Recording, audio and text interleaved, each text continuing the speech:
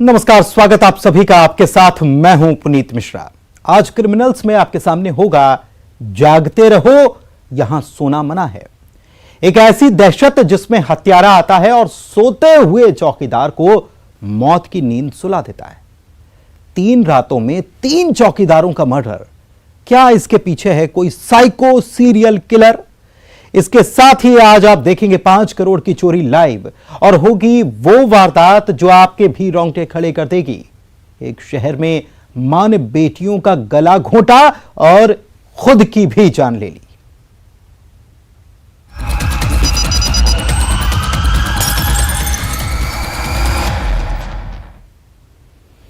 एक अनजान दहशत जिसका अब तक कोई सुराग हाथ नहीं लगा है। उस शहर में 3 दिन में 3 मर्डर हुए और कातिल के निशाने पर हैं सोते हुए चौकीदार, जिन्हें मौत की नींद सुलाया गया। कत्ल का पैटर्न एक जैसा, हथियार बाहर से नहीं लाया गया, कोई लूटपाट नहीं हुई। फिर सवाल यह कि उस हत्यारे के निशाने पर चौकीदार क्यों हैं? क्या इसके पीछे कोई साइको किलर है?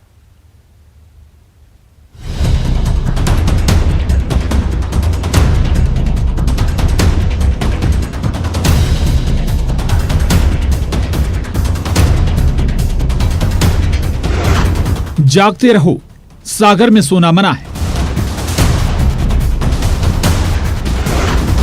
उसके निशाने पर चौकीदार।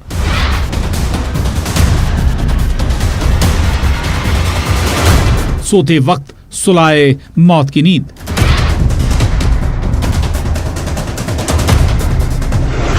तीन दिन 3 चौकीदार का मर्डर।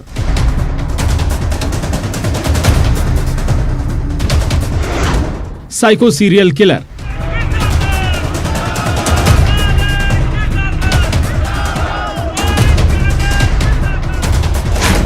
केस नंबर 1, कारखाने में सो रहे चौकीदार का कत्ल।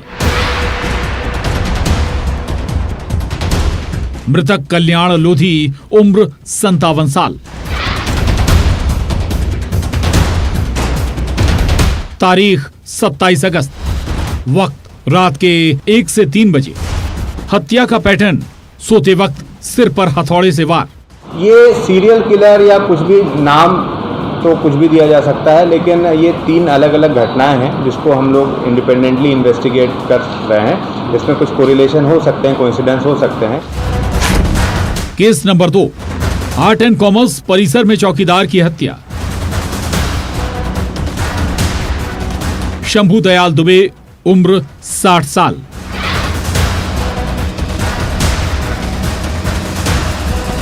तारीख 29 अगस्त, वक्त रात के 1 से 3 बजे। हत्या का पैटर्न, सोते समय पत्थर से वार। जनता से आप लोगों के माध्यम से मैं ये कहना चाहूँगा कि इसमें बिल्कुल एक्टिव होकर आगे आएँ। यदि कोई भी ऐसा संदिग्ध कहीं मिलता है तो उसके बारे में पुलिस को सूचना दें, क्योंकि इसको हम लोग मिलजुल के ही पकड़ सकते हैं। केस नंबर 3, चौकीदार मंगल अहिरवार का मर्डर।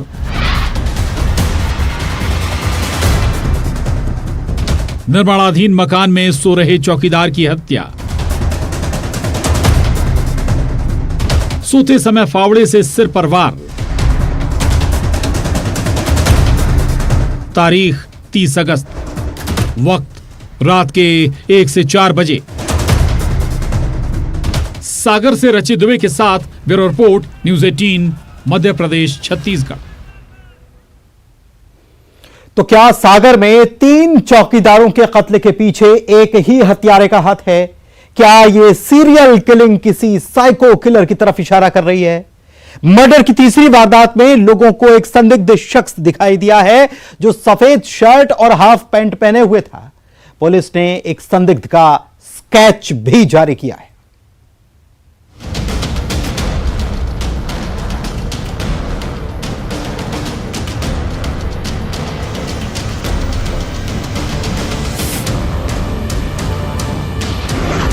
जागते रहो, सागर में सोना मना है।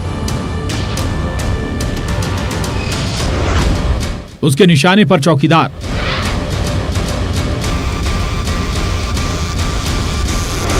सोते वक्त सुलाए मौत की नींद।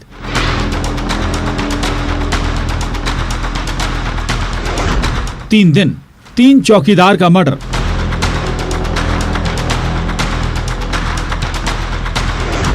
साइको सीरियल किलर, एक अनदेखी दहशत, एक अनजाना सा खौफ। वो कब आता है, कब जाता है, कौन है वो चौकीदारों का जानी दुश्मन।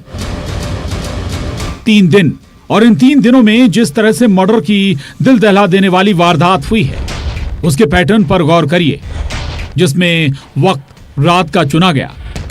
दूसरा पैटर्न, निशाने पर चौकीदार हैं। तीसरा पैटर्न, वक्त रात के 1 से 4 बजे के बीच का। और चौथा पैटर्न, जो कहते हैं जागते रहो, उन्हें सोते वक्त कोई मौत की नींद सुला रहा है। सागर में आखिर कौन है वो साइको किलर जिसने 3 दिन में एक के बाद एक 3 चौकीदारों का कत्ल किया। 26-27 अगस्त की दरमियानी रात से हत्या का यह खूनी खेल शुरू हुआ और 29-30 अगस्त की रात हुई तीसरी हत्या ने हड़कंप मचा दिया। सबसे पहले जिक्र तीसरी हत्या का। केस नंबर 3, चौकीदार मंगल अहिरवार का मर्डर। निर्माणाधीन मकान में सो रहे चौकीदार की हत्या। सोते समय फावड़े से सिर पर वार। तारीख 30 अगस्त, वक्त रात के 1 से 4 बजे। इस हमले में घायल चौकीदार मंगल अहिरवार पर जब हमला हुआ तो उसके चीखने चिल्लाने की आवाज सुन लोग आए। हमलावर फरार हो चुका था। घायल चौकीदार को भोपाल रेफर किया गया, जिन्होंने दम तोड़ दिया।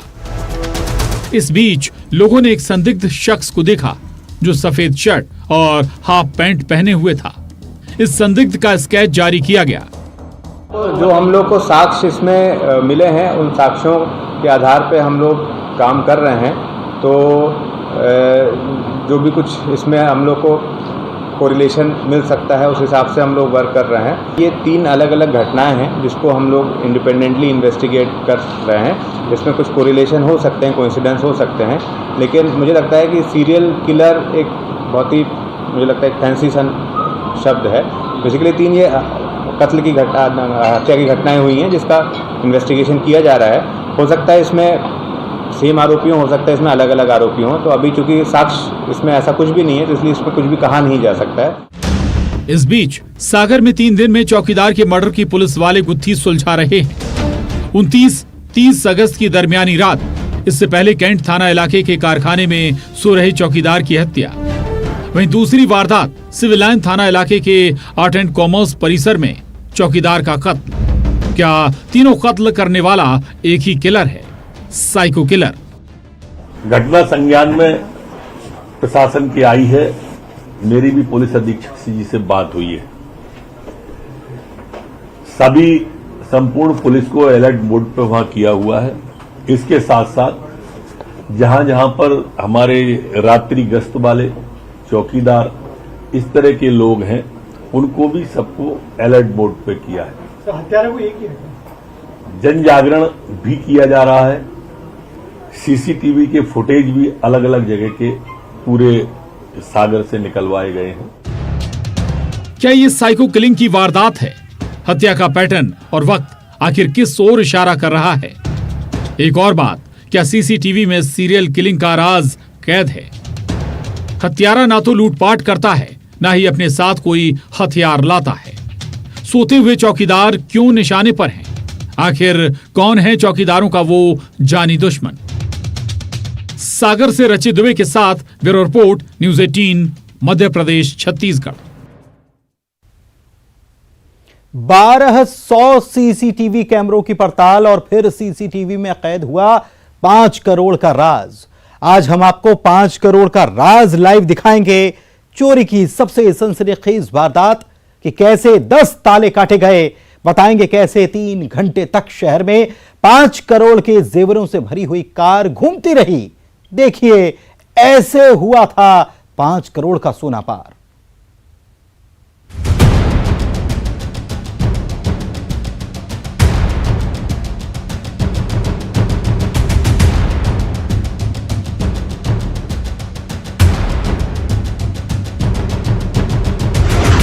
$5 करोड़ का राज लाइव। पहले कार फिर लोडिंग ऑटो से जाता सोना।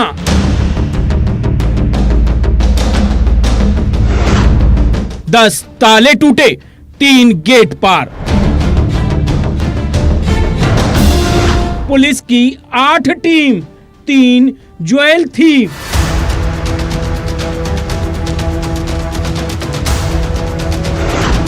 पंद्रह दिन बाद खुला करोड़ों का राज।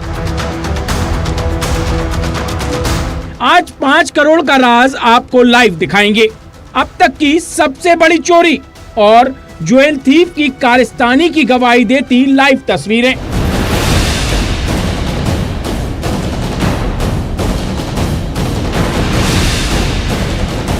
$1200 सीसीटीवी कैमरे खंगाले गए। 15 दिन की इस तहकीकात में करोड़ों का राज जानने के लिए पुलिस की टीम को वाराणसी तक दौड़ लगानी पड़ी, लेकिन राज जबलपुर में ही था। ये कार उसी जुर्म की कहानी आपको सुनाएगी।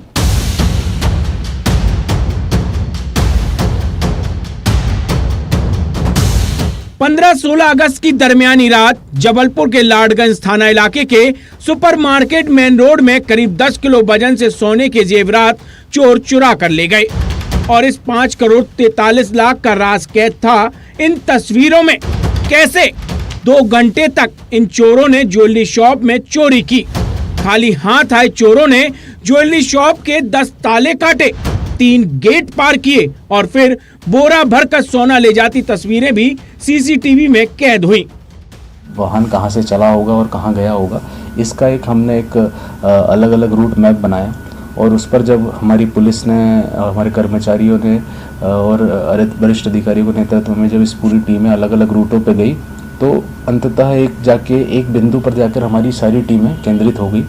वो था दमोह नाका के आसपास का पूरा क्षेत्र, जहां गाड़ी को आखिरी बार देखा गया था और वहीं से ये पूरी इस घटनाक्रम के खुलने की शुरुआत होती है। इस वारदात में पुलिस को शक था किसी बाहरी गैंग का हाथ हो सकता है, लेकिन सीसीटीवी फुटेज किसी और तरफ इशारा कर रहे थे। ये सफेद कार जो वारदात के वक्त दिखाई दी, रात को 1 बजे भी और सुबह 5:30 बजे भी।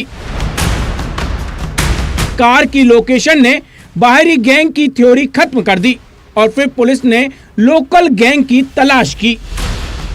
तो रूट मैप देख के समझ में आता है कोई बाहरी व्यक्ति इतनी गंभीर घटना को अंजाम इतने अंदरूनी क्षेत्र में नहीं दे सकता है। इस आधार पे हमारे जितने भी कर्मचारी थे जो इसमें लगे हुए थे, उन्होंने लोकल मुखबिरों की सूचना प्राप्त के लिए लगाया उनको और उन्होंने सारी इनोवा कार जो जबलपुर शहर के अंदर में थी और जिनका मॉडल उस संदिग्ध गाड़ी से मिल रहा था, उन सारी इनोवा गाड़ीज़ को सर्च कराया गया। इसके अलावा सीसीटीवी से उनके अलग अलग एंगल्स निकाले गए, जिससे ये पता चला कि ये गोहलपुर क्षेत्र की गाड़ी है। मुखबिरों ने ये क्लियर कर दिया।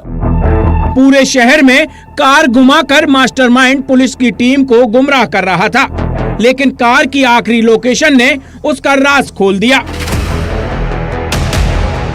कार मिली, संदिग्ध कार मालिकों की तलाश जारी थी और फिर मुखबिर से मिला मास्टरमाइंड का पता। आरोपी गुलाम मुस्तफा, जिसने 1 महीने तक ज्वेलरी शॉप के बाहर पान की दुकान पर जाकर रेकी की और फिर वारदात की तारीख चुनी 15-16 अगस्त की दरमियानी रात। अब उस गाड़ी का नंबर चूंकि पता नहीं था तो वहां उस गाड़ी के संदिग्ध मालिकों को उठाया गया, जिसमें से ये गोपी उर्फ गुलाम मुस्तफा ये मुख्य आरोपी। इसके बारे में मुखबिरों द्वारा सूचना दी गई कि ये घटना कारित कर सकता है, जिसके फिर फ़ोन नंबर और अन्य इसके साथियों की जब हमने CDR निकाली तो उससे पूरी घटना का खुलासा हो गया और जो पूरा रूट मैप था हमारे बनाए गए रूट मैप से उसका रूट मैप मैच होता था। 3 लाख का कर्ज चुकाने के लिए 5 करोड़ 43 लाख के जेवर पर हाथ साफ किया गया था, लेकिन 15 दिन की तहकीकात में पुलिस ने खोले खजाने का राज। जबलपुर से प्रतीक अवस्थी के साथ bureau report, news 18 Madhya Pradesh Chhattisgarh. और अब जो वारदात हम आपको दिखाने जा रहे हैं वो यकीनन आपको भी झकझोर कर रख देगी। एक शहर में एक मां सुसाइड करने से पहले अपनी 2 मासूम बच्चियों का गला घोंटती है, जिसमें मां और एक 6 साल की बच्ची की मौत हो जाती है, लेकिन 3 साल की दूसरी मासूम बच्ची बच जाती है। वहीं दूसरे शहर में एक मां ने अपनी 2 मासूम बच्चियों के साथ कुएं में कूदकर जान दे दी। दो शहरों से उठी ये सिसकियां आपको भी तड़पा देंगी।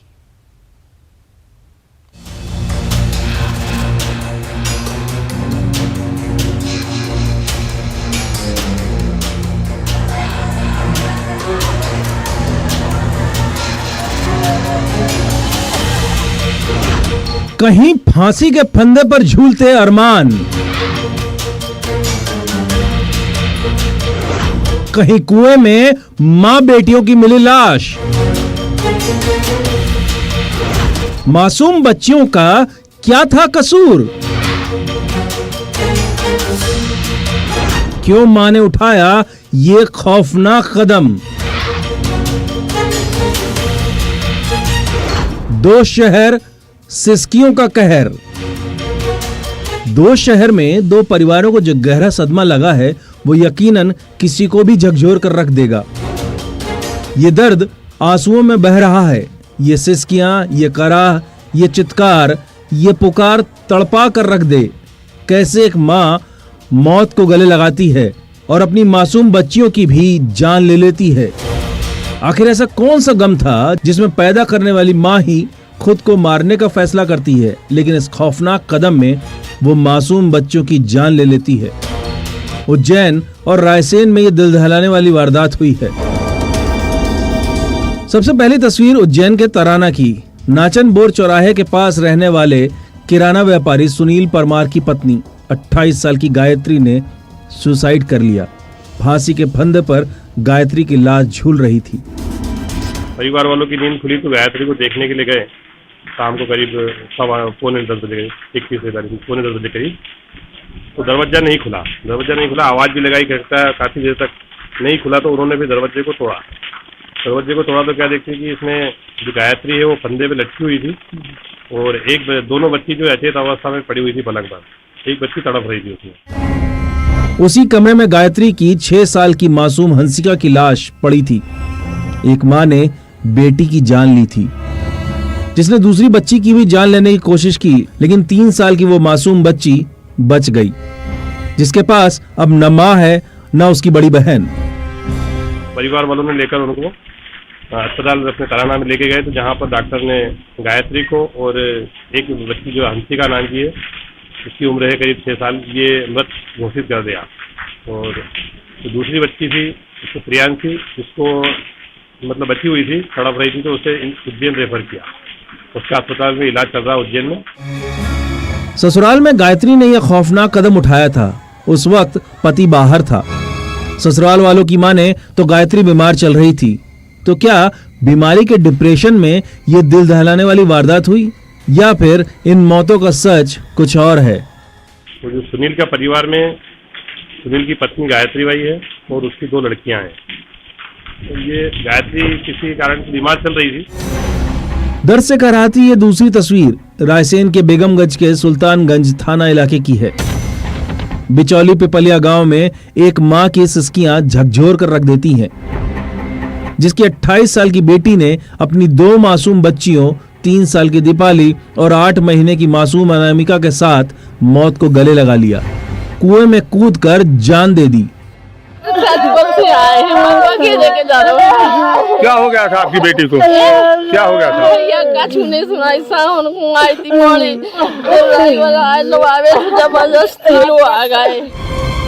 उस वक्त मृतका बत्तीबाई लोधी का पति खेत पर था। जो घर आया तो पत्नी और दोनों बच्चियां घर पर नहीं मिली और रात 10 बजे कुएं में मिली तीनों की लाश। अब लड़ाई भाई चलत थी सर, लड़का की और दोनों पति पत्नी में। तो पति पत्नी के बीच लड़ाई चलती थी, तो इसकी जानकारी आपको कैसे?